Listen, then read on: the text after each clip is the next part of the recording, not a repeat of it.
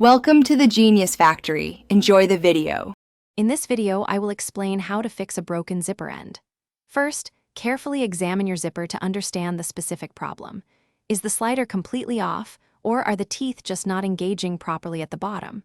Perhaps the small metal stopper at the very end has come loose or fallen off entirely.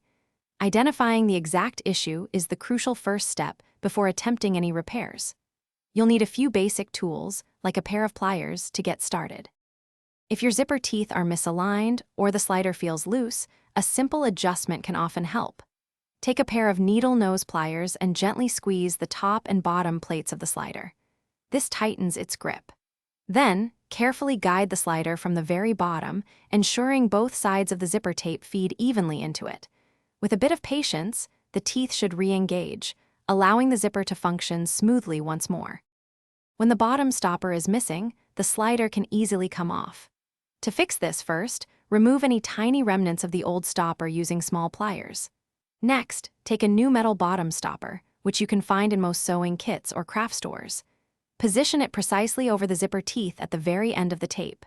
Then, use flat nose pliers to firmly crimp the new stopper into place, ensuring it's secure and won't detach easily. Sometimes, a quick, temporary fix is all you need. You can sew a few strong, tight stitches across the very bottom of the zipper tape to create a makeshift stopper. This can hold the slider in place until a more permanent repair is possible. For more complex issues, a comprehensive zipper repair kit often contains various sliders and stoppers.